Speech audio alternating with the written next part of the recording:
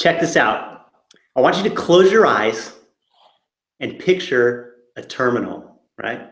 And at this terminal, there's this flashing cursor. I guess it depends on how you have Hyper.js configured, right? But there's this cursor. It moves, and we see the letters NG, and then space, and then the word new, and then the term ngAir 107, and boom, like magic, we've got a new episode of AngularAir. That's the kind of awesome stuff that the new release of the Angular CLI 1.0.0 final can do. I'm your host, Justin Schwarzenberger, and today we are talking Angular CLI. We've got a couple panelists with us today, and we've got some guests. So let's meet them and get to business. Joining us today as a panelist, we've got our resident NG Panda, Austin McDaniel. Austin, what's going on?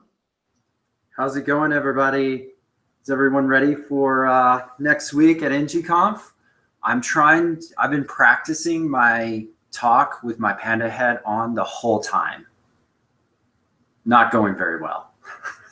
Yeah, I can't imagine. That would be rough. And we got Olivier Combe joining us. Olivier, how's it going? Hey guys, so long time no see. Yes. Glad to have you back. Glad you can make it.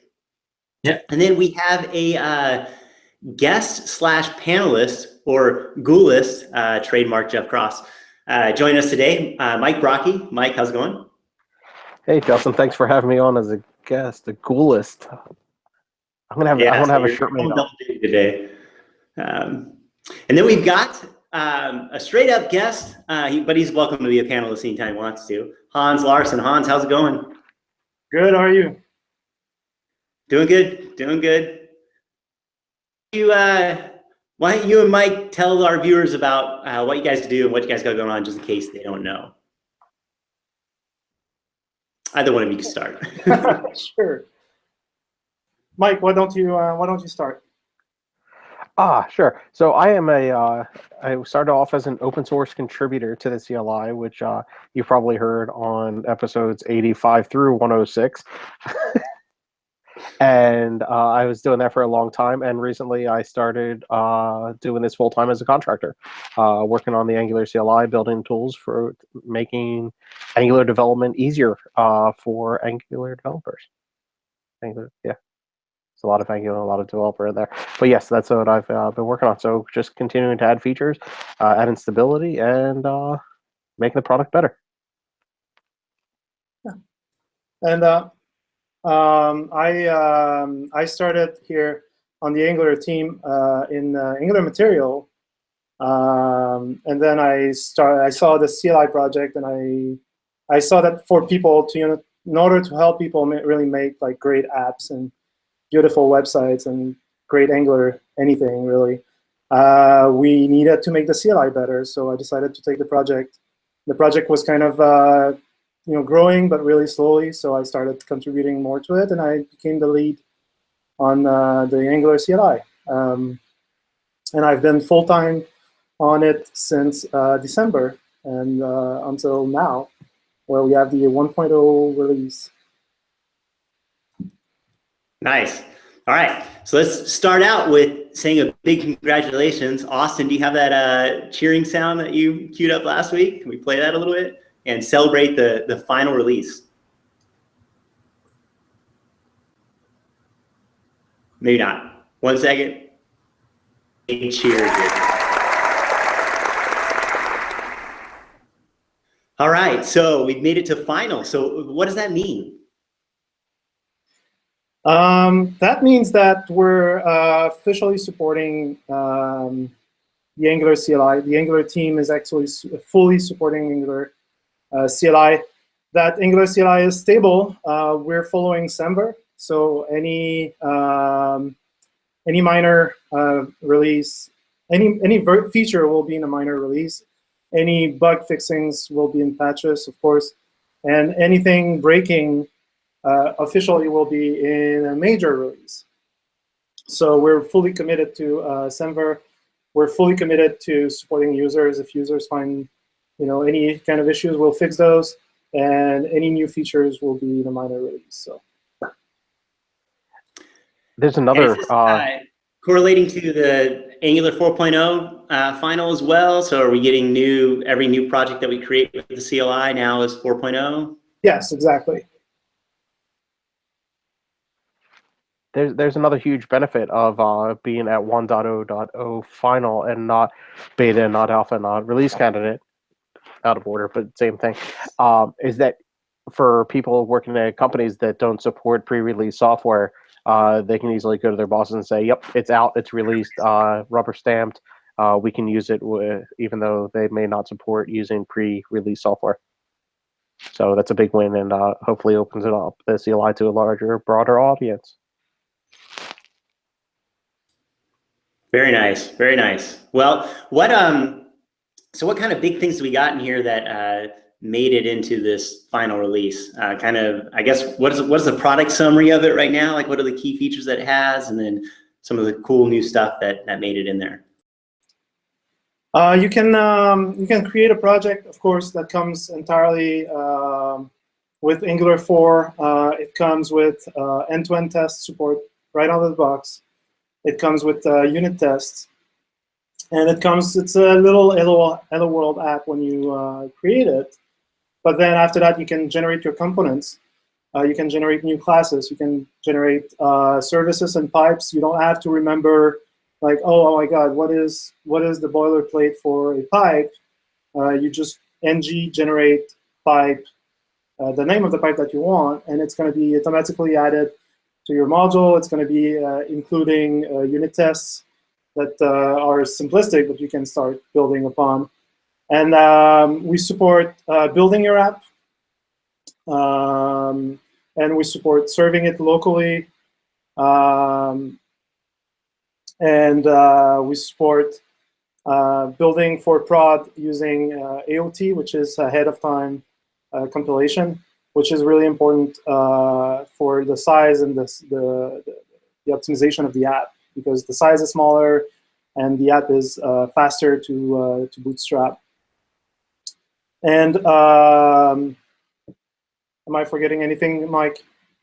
I think you mentioned lazy loading, but I wanted to focus on that a little bit more. Configuring lazy loading for build processes can be a little bit troublesome. To be able to have the ability to discover a lazy route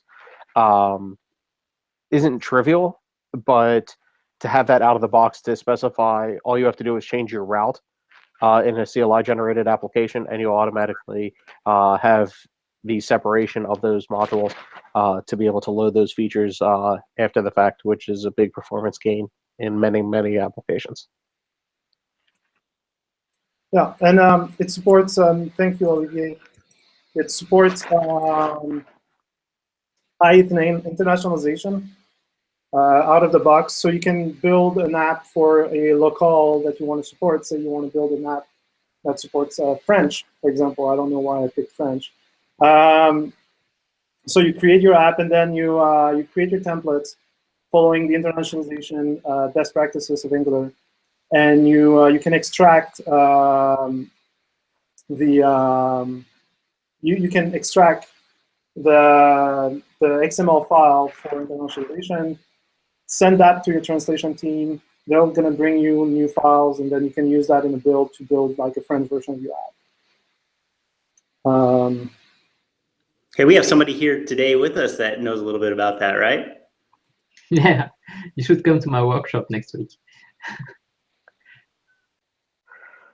I would, but Olivia, my talk at the same time. What's your involvement in that I18N stuff? Yeah, we will have an episode on this. Yes, we are. We're going to have a future episode on that, so we'll address that then. All right, so we got the CLI, right? That's this awesome tool that helps us do all these things that you listed for our Angular projects. Is this something that people should really start with as, like, okay, they're starting to build their Angular apps, they should be thinking about, leveraging the CLI to begin with? I personally kind of feel that way, especially now with a lot of the new features that are in there that, like the eject and stuff like that, that allows you to get started quickly with this, but then also go and kind of have control over all these things that you might need as your application grows. So you're not really ever feel like you're limited to or diving into and going, oh man, I started with the CLI and now I'm stuck with it. There's so many features in there now that you can kind of. Yeah, that's right. We really want to get, people, use cases, and we really want to make sure that we can get you to the point you want. And like you mentioned, eject is really a point where, okay, I'm at the limit of the CLI. I want something that the CLI cannot provide, or maybe my organization is, way more complex with way more processes, or something like that. We let you eject your Webpack config so that you can actually implement your own plugins and have more control over the build itself. But normally, we try to really support 90% of users out there, and definitely most of the everybody who's starting off and just want to have a taste of Angular should start with a CLI, because that's the easy way to get you started and really look at what the Angular can provide for you if you don't know about it. It really lowers the barrier to entry, as far as I'm concerned. If you come in blind and you just start with an empty directory, and you want to run an Angular application, obviously you need to install Node and npm. But then, all right, well, how do you compile your TypeScript? How do you assemble those into your HTML? How do you load all these things to the browser? How do you handle lazy load? How do you handle all these things? So rather than having to load or learn all of these other side technologies in order to just run an Angular application, is a rather large hill to climb if you're doing it on your own. To learn all those different processes and different tools to be able to get that up and running. But to be able to just install a tool like the CLI and just say, hey, I want a new project or a new AngularAir episode, then you just run ng-new, you get your application, you write ng-serve, navigate to the browser, or even run it with -o to open up the browser automatically for you, and you've got your application up and running. Start your development, start playing with what Angular offers. You mentioned a lot about TypeScript there. Do you have to use TypeScript with the CLI? Is there just a plain JS option, or are we really focusing on using TypeScript? That's a well-kept secret, but technically, if we don't do anything special for TypeScript, for forcing you to use TypeScript. And if you specify your main entry point as being like JavaScript, for example, we will still compile that. And we do have a test with a simplified JavaScript application that kind of work. So we make sure that we don't regress on that. But it's not documented because we don't want we want people to take TypeScript, the TypeScript approach first, because TypeScript is so much more easier to use with Angular and so much better than just writing JavaScript. But if you want to provide, like if you already have like a JavaScript app and you want the CLI to build it, it kind of will, but you'll have to manually go into like the configurations and the little things to make it work. Also, AOT won't work, right? No. Obviously, you need TypeScript for that. You need TypeScript for AOT. There is a lot of features that will not work. I think I18N will not work either because we require a special build for that. And for me, even if you don't want to take advantage of the types in TypeScript, just using the types for dependency injection saves you from having to write a bunch of other ancillary code to configure dependency injection. So while some people may be averse to the idea of using TypeScript, I highly recommend at least using the TS extensions for dependency injection for the your classes for components or anything else. So any services that you create and want to inject within your component will be able to resolve for you.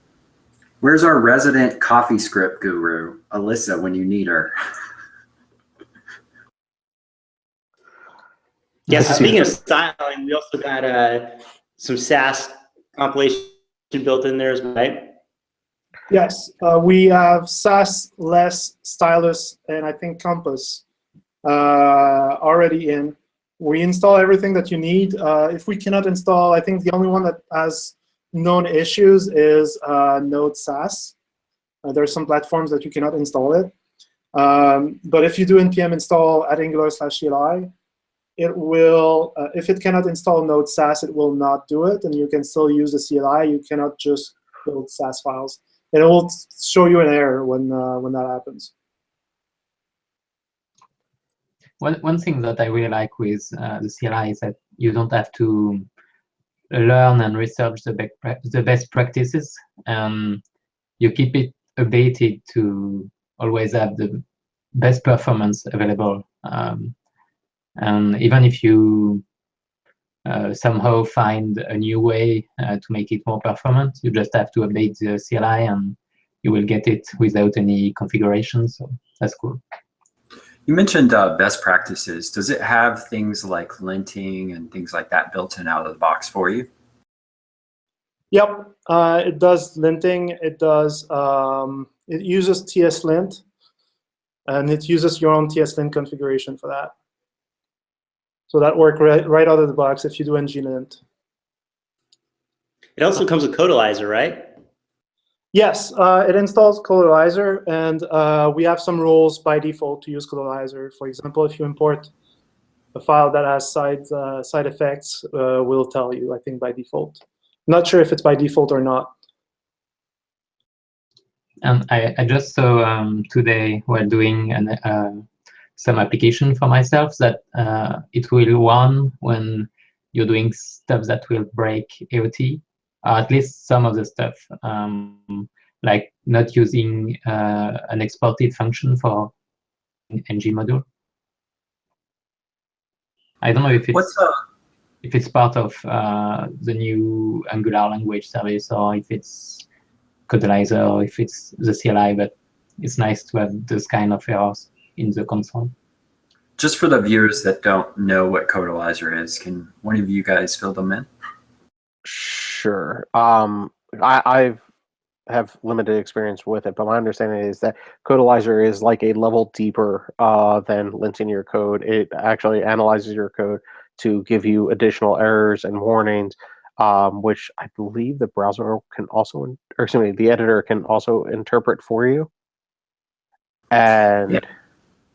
The big thing that I found out that it does is like it can introspect your templates. So if you're using the wrong like variables and stuff like that, it can kind of give you guide points there as well. It does. And to the point that Olivier brought up, the Angular language services, there's a VS Code plugin that is, it's still pre-released, as a plugin to VS Code to give you that type of IntelliSense and error reporting within your templates as well, both inline and separate file. So internal and external. And I think you can get that through a package, right? A scope package at Angular/language services. And then, like I think WebStorm will take advantage of that and use that if you have that as part of your project. I believe so. I'm not entirely positive on that. I'm still getting back into the swing of things. I was out on vacation last week, so. And of course, the cool thing with the linting and the Codalizers and the CLI is that all these things come as these configurable files, right, that are part of your project. So they come out of the box from the CLI in a way that they have that set up, but you can tweak those and change those for your individual projects, and it's scoped to each individual project. So you really have a lot of total control over that stuff, which is really cool. Absolutely. Definitely. So really quick, can we touch a little bit more on the eject functionality?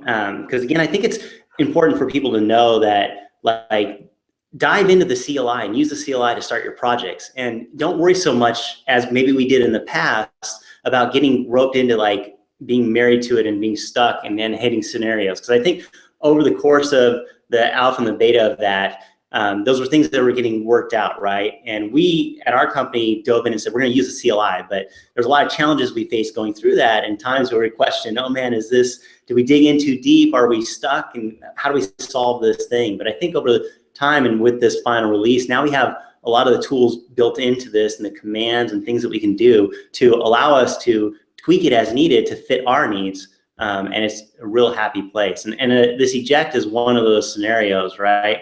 Now, when this ejects and you talk about it, pulls out the Webpack config, is it basically, right, I haven't used it yet, is it writing the file of all the config stuff for Webpack as the CLI has it at this current version, 1.0.0 final? Before we get into exactly how it works and the inner workings there and what it does, I think that it's wise to consider that the CLI handles most scenarios for most projects.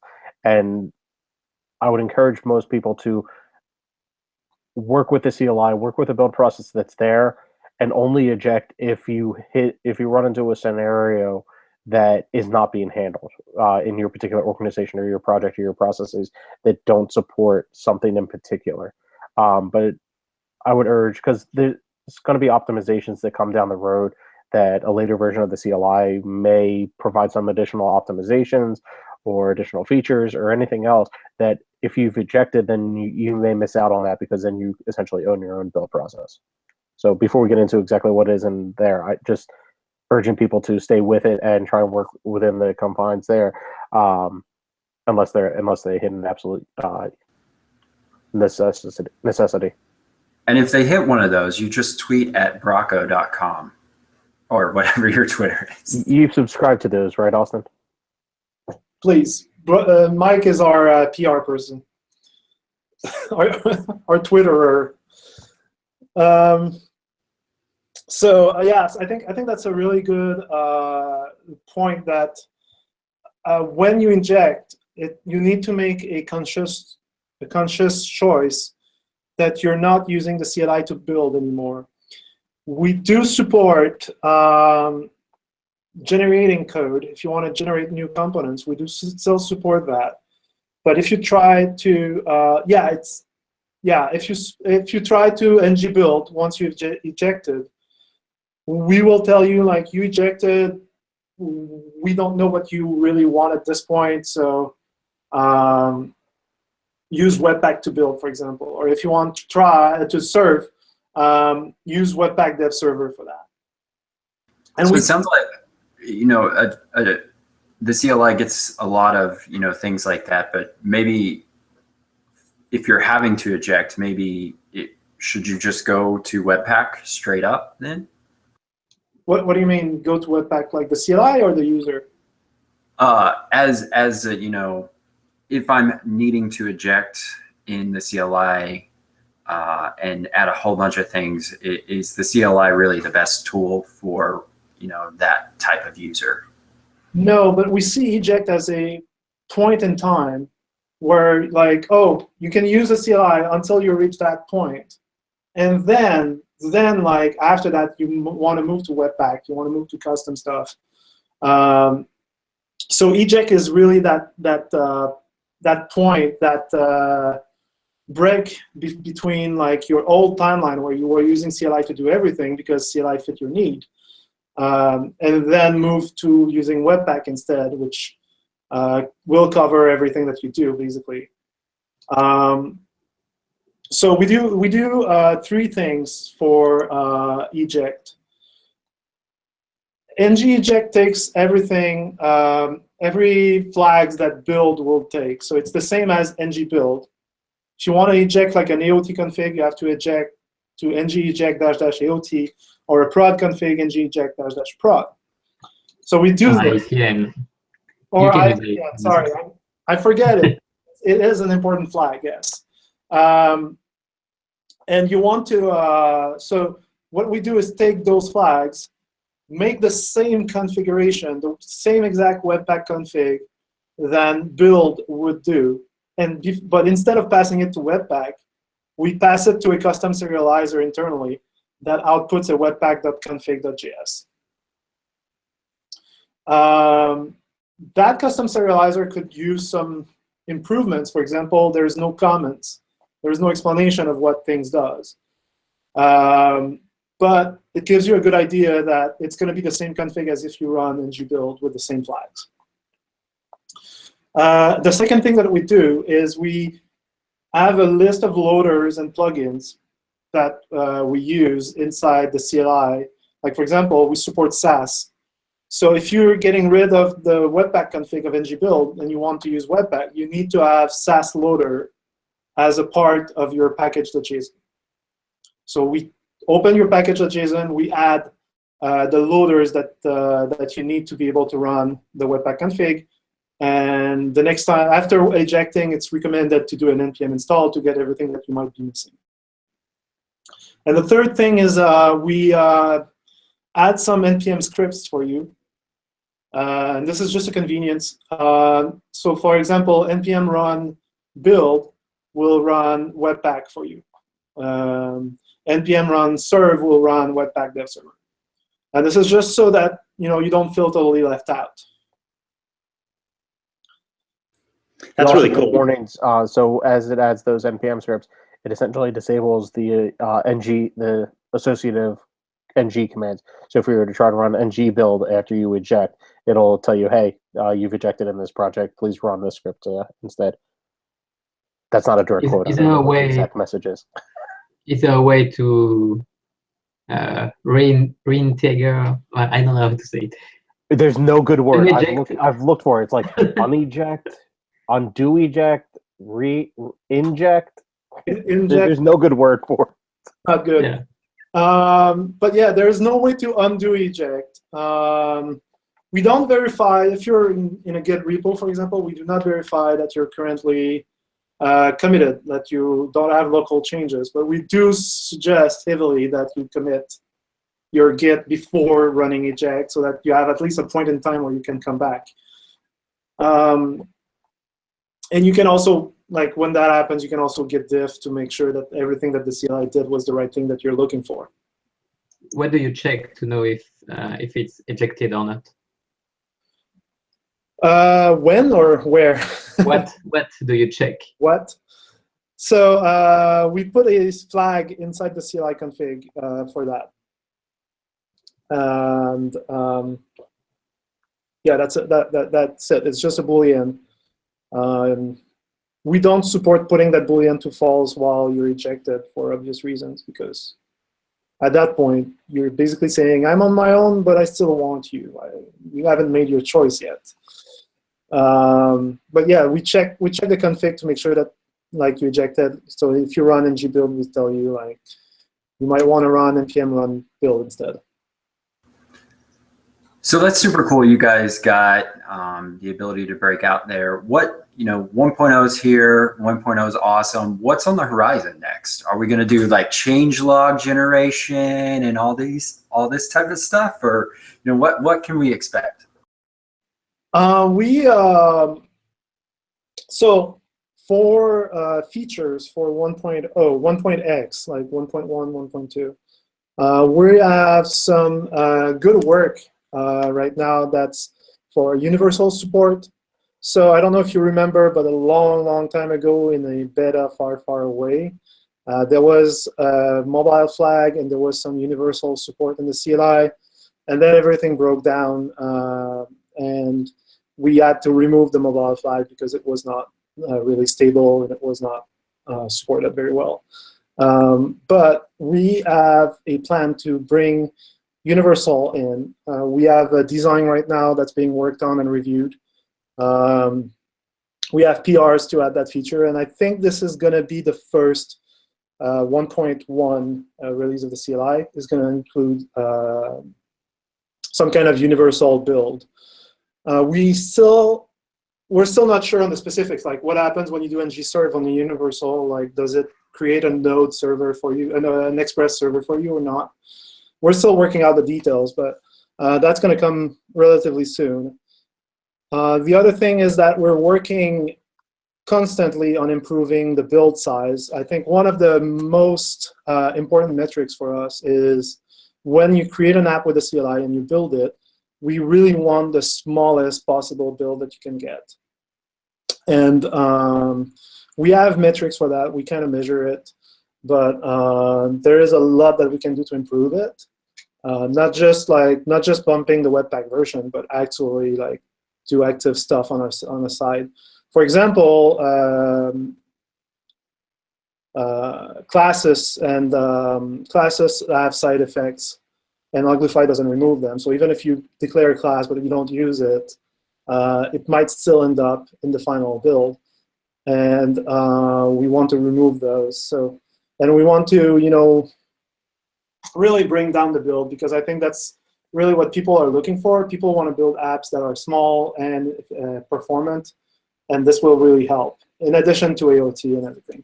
So tree shaking better, better story for that, without the user having to do anything. And of course, like, we're more or less in terms of feature, we're more or less frozen on that. We don't have a lot of features in the pipeline, and most of these features are community driven more than like the core team. We have 4 full-timers working on the CLI, but I really want the whole team to move towards version 2.0, which will be a major rethinking of the CLI. So mostly bug fixes are in the pipeline too. No, I've got one for you that I think you're working on. It's rebuilding with AOT, with fast rebuild. Is it something that's on the pipeline? Yes, but it's on the pipeline from Angular core team. Okay. Yes. So we also, because we use the same backend as ngC for building AOT, every speed improvement that happens to ngC will also happen to our to the CLI. So we're looking forward to having, like, for example, a watch mode on ngC, which will allow us to, just have a watch mode and rebuild super fast in AOT. Which at that point, because the final goal would be to, have AOT most of the time, as much as possible. And I say most of the time because there are some cases where AOT cannot work, which is, I think, only unit testing so far. So when you do ngServe, having AOT on all the time is a goal for us. But for that, we need rebuild time that are significantly faster than what we have right now. And to be clear, for I think that's one of the things on the horizon that we're looking forward to. I mean, because as an application gets bigger and bigger, and you have a ton of these components in your app, that development experience of the rebuild as you make changes, and then the rerun of the Bootstrap in the browser, like, those are 2 things, right? And so you can kind of have either or right now. You don't have AOT compile, so the Bootstrap takes a long time, but the compile is a little faster, or you AOT compile, and now your Bootstrap's fast, but the AOT takes longer. So, but I'm sure that stuff, like you mentioned, is in the pipeline, we're going to get eventually, right? Yes, and another thing too that happens, not a lot, but often enough that we have, like, people finding issues on it, is that people are building their app in JIT, and then they build their prod app in AOT, and then their prod app doesn't work because they use some feature or some stuff that should work. That either 2 things should work in AOT but don't, or doesn't work in AOT but they don't know about. So building all the time on AOT would remove a lot of issues like that as well. Better service for users and better performance for their apps. So cool.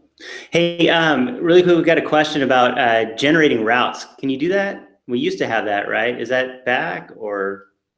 That's a. I'll take that one. You want to take that one? Yeah, I was the one who worked a lot closely with routes. So originally, way back when, like pre-beta, there was an old version of the router where the routes were defined directly inside of components.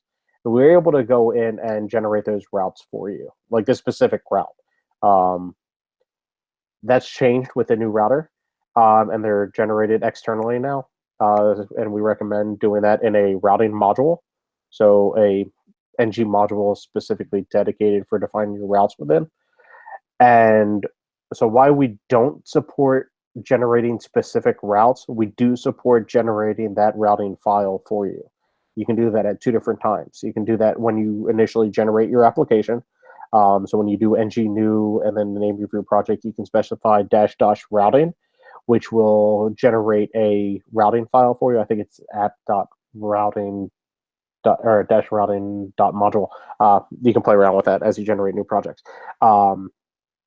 so that will generate that file for you. Also, when you generate a new module, so if you're generating a feature module, which if you're many feature modules have their own routing internally, you can also use the -- routing flag for generating modules, which will also generate a routing module for you. So not generating specific routes, but generating the routing structure for you. The main reason for that is that if we were to create a language or a means for defining routes via the CLI, that language would involve more typing, or at least the same amount of typing than you would to just type the routes directly into those files. So the gain of adding a boatload of code for a minimal gain, if any gain, for end users just doesn't make a whole lot of sense. Yeah, just to add a little bit on that last point is routing is really, it's really customizable and really complex. So if you say like, oh, I want to add this route, well, it doesn't tell us where in the list of routes, where do you want to add it, for example. So we should have some kind of index that you can pass that says, I want to add this route as the third route. And then that doesn't really tell us like which component should that route use. So we need to be able to tell the component. So what Mike said is basically passing all these options to customize your route properly on the command line would be more or at least as much code as just doing it yourself.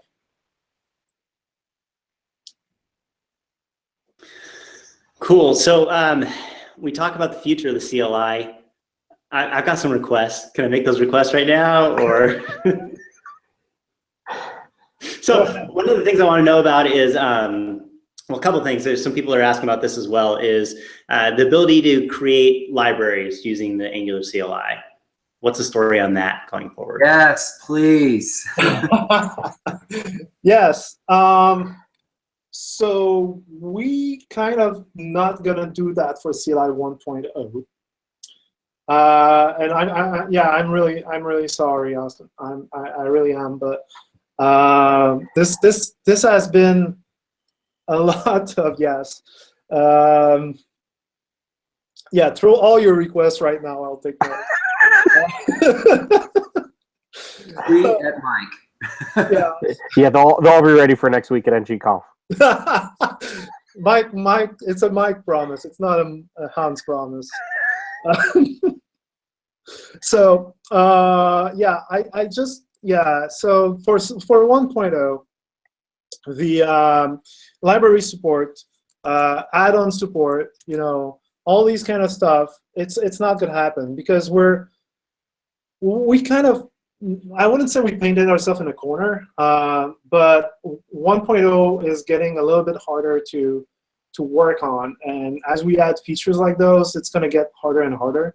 So we decided like a few months ago that 2.0 is going to be where we're going to put our real focus on in the next months and the next like year and years. And 2.0 is going to be a full redesign, rethinking of what it means to provide like tools and tools to users, basically. And we're going to work on like a full. It's not going to be just a CLI, which it is right now. It's going to be a full SDK, a software development kit, where instead of providing tools for users. When I say users, I'm talking about developers that use the CLI. But instead of just providing one tool to those people to build apps on, we are going to provide like a set of tooling and a set of different tools for both the users, both the developers, and also the tool makers, the add-on makers. And that will include, for example, like Olivier was saying, a performance tool, a performance analysis tool. That will include, like, from the start, from the early stage of design, which we are currently in, we're taking into account like libraries, because that was one outside of Webpack config, that was the most requested feature, was library support, like creating libraries using the best practices that Angular provides, and that can actually just deploy to NPM. Everybody wanted that. We will support generating documentation and changelogs, for example. That's going to be something that we support from the start. But it will require a lot of patience and rethinking what it means to like build an SDK for a web framework, which I don't think exists right now. I don't think there is any other framework that really provide like a set of tools. They all provide like a little CLI, but not really like a full suite. Ionic has something like that, I think. Yes, Ionic as would be the closest, and we work really closely with Ionic. We work with WebStorm, and we will work with Microsoft to make sure that like IDEs are taken into account for building that, so that IDE support is really important for us because they are normally the first interface that user will use. And like most of the users of the CLI, they don't use a terminal as a separate application. They use a terminal inside their IDE. So this is something that we want to do. Like if you can just push a button and get like a full working library that you can deploy on NPM, and then that you can run some analysis on for building, and that follows the AOT best practices. Like this is really our goal here. You mentioned IDE, and when I think about that and this integration with it, I think about the ability to generate components, services, that sort of thing, right? And that integration with that. What's the future story on us being able to configure what those templates look like, so we can set those things up unique for our project? So, yeah, we want to add the ability to use custom templates for your project. Like you have a project and you want your components to look a certain way. You could provide us with like a list of templates that you want to use when you generate them and new stuff.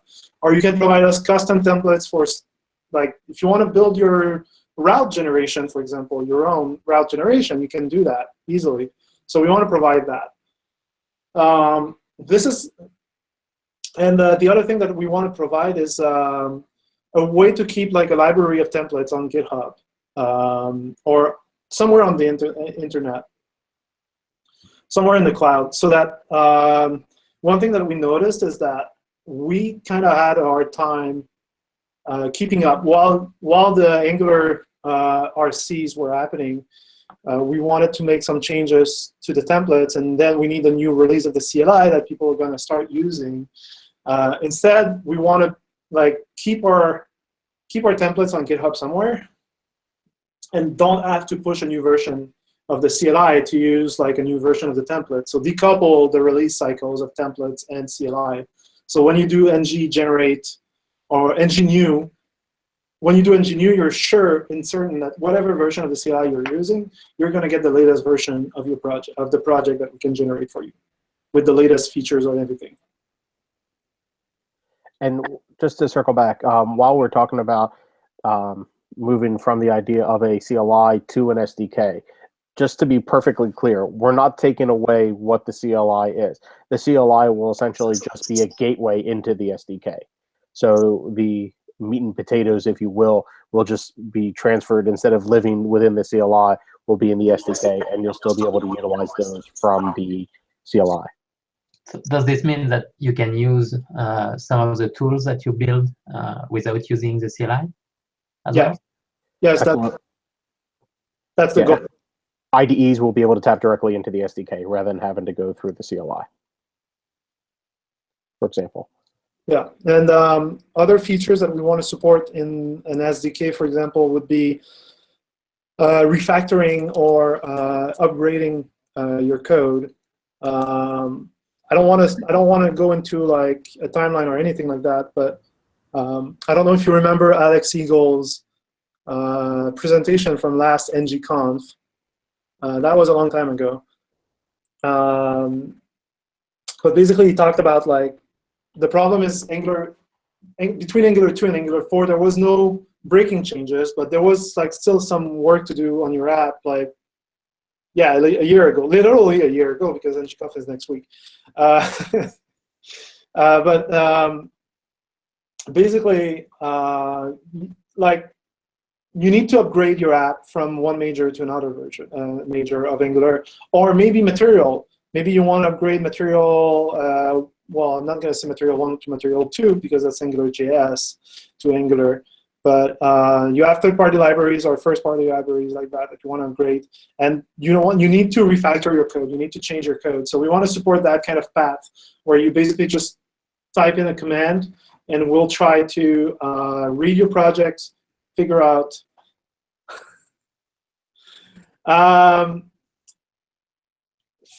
what needs to be done to upgrade from one version to another, and if it's not supported, we won't support it. I don't know if it's going. I don't know if AngularJS upgrades are going to be supported. I can tell you it's a really, really complicated problem to solve. So, yeah, that sounds insanely challenging to write. Yes, but just upgrade your templates, your TypeScript code. For example, Angular 2 to 4 change template to ng template. So we could rewrite those for you instead of you having to go through the changelog and going through like, oh, I need to do this, to this, to this. Forget about the step, forget about some files. We'll do it for you. So that's one thing that we want to support.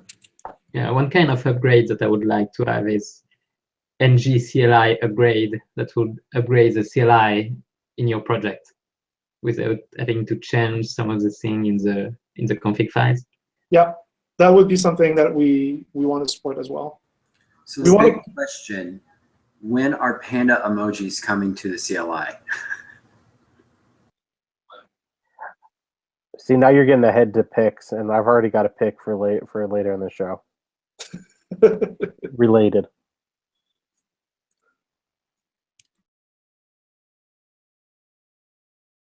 Okay, so you also talk about, or is there stuff that's going to come as far as like replacing other pieces? I mean, we talked about ng and eject, right? And maybe these custom templates, like plans for other things to be replaceable, the testing harness, things like that. Yeah. So one thing that we want to keep around is eject, but we want to reduce the number of cases where eject is going to be needed. So actually, I want to reduce that to 0. Really, you never should need to eject a project in an SDK world. So in order to do that, we need to make every pieces of the SDK like customable. So if you want to use Webpack, or you don't like Webpack because reason XYZ, you don't like I don't know, you don't like projects that start with W, so you can use Rollup instead. And so you can replace the build system to use Rollup, or maybe your organization, like your corporation, your business doesn't use like Karma. They use something else to run their tests, and they don't use Jasmine. They use Mocha, which right now we don't fully support. I think it's still possible. I think some people are doing it with the CLI, but we don't fully support it. But this is a case where the SDK, we want to be able to replace every single piece of it should be replaceable by the user. And not just replaceable, but also extensible. So imagine, and this is pre-designed before we've gotten into this at all, but imagine the idea of you want to run some sort of pre-build hook. So before the build process starts, maybe you need to move some files around, or copy a file, or copy some file contents, or anything like that, to be able to hook into that type of event, to be able to do something to customize your own build process, as well as the idea of, well, first of all, to continue on that, so to the idea of taking the build process that's there and manipulate it, not so much, which is an in-between between right now, it's either you use the CLI's build process or you eject and you have your own, to have that in-between more granular approach to customizing your build process. As well as the idea of, you know what, my organization has this gulp process or a grunt configuration, and that's what we're required to use in our organization, then it would be a potential to have a full replacement of it. Just basically say, hey, don't run your build process, run my full one, and it's a complete replace of what's there because of any corporate restrictions that are there. So how many new people are you hiring to do all of that? Because only 4 people who is following the issues on GitHub and doing the code. I don't know how you will do it. So I'll answer that by saying, well, I'm not a Google employee and I can't say anything about hire, but I will say that we have not committed to any timeline. So 4 people could definitely get it done. It may take 10, 15 years, but it depends upon timeline. But we have a lot of planning and design to do up front. So this is a moonshot, right? We're really going a little bit wild on the brainstorming. But through this, most pieces will be done incrementally because everything is replaceable and everything is kind of like little pieces, little packages. Like we can actually release some of them as we go. For example, the scaffolding tool can be like done independently of the build system, so we can release them in different versions. But yeah, this is a moonshot, and there's definitely going to be a roadmap where we're going to have milestones, and I want to make that as public as possible once we have a clear idea of what are the pieces that we actually need to do and in what order, and then we'll probably tell the public, like, here's the plan, and here's how long it's going to take. And honestly, Olivier, if you want to contribute code, we don't need to hire people. We can just, you can submit PRs yourself. We're really open. You can sit with us. I've done a few. But yeah, I really hope that, and I think this is the case, that this will be one of the major focus of the team, because so many people seem to be using or want to use the CLI. I did a Twitter poll for my workshop next week, and I asked if I should use the CLI or not, and 87% of the people wanted me to use the CLI. So that's huge. That's really heartwarming right there. I would open it up to solicit people to submit ideas of things like this brainstorm process that we've been going through, to submit ideas through Twitter to me. But I don't think I need to because it's already started. People have already been requesting features for the last 6, 7, 8, 9, 10 months. Yeah. Especially on this show. Yeah, this show seems to be a magnet for CLI discussion and feature requests and stand-ups. It's really great to see that people are using the CLI, and it's really good because it gives us a good approximation of what the people want. And like what we want is to provide the most seamless, simple, experience to users while keeping their needs like. We want to be opinionated, but we don't want to force our opinions on others. So the best way to do that is to have people tell us what they want, and then we set the default to be sensible and make sense. And after that, you can customize if you need. Awesome. So what kind of content we got coming up at ngConf on the CLI? John Papa is going to do a talk about the CLI, how to use it and everything. And I'm going to talk about the internals of the build system and how it works, basically. And I'm going to use it for my IATN workshop. Yes, and Mike is not going to talk about any of this. Nope. Well, that's not true. I will be talking about a lot of it in the hallways. Oh, right. Because, well, I'm not going to tell everybody to come and talk to me because that might be a lot of people. But if you see me around, like, don't be afraid to talk to me. I'm sociable too, and it means that if you talk to me, you don't talk to Mike, and I think Mike can be appreciative of that too. Awesome. Well, we're getting to the top of the hour, so let's wrap this puppy up. Speaking of ngConf, next week we're going to be doing a live show on Thursday. It's going to be Thursday at 9 a.m. Pacific Standard Time, and we're going to be doing that so during the fair day of ngConf. We'll have probably most of these people here with us. We're probably just going to try and pile in as many people as we can pull in and say hey and just talk about the experience of the show and stuff. So that should be pretty fun. If you want to tune in and watch talks that are going on in the Fair Day, I think they're streaming them. Does anybody know if they're streaming talks during the Fair Day? Yes, they are streaming.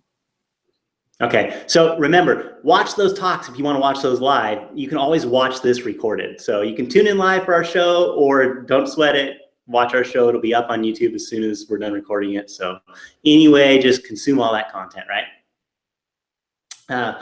We will also be launching our new branding for AngularAir, and we got some stickers that we will be handing out come Fair Day. So come find me on Fair Day. I'll have the stickers.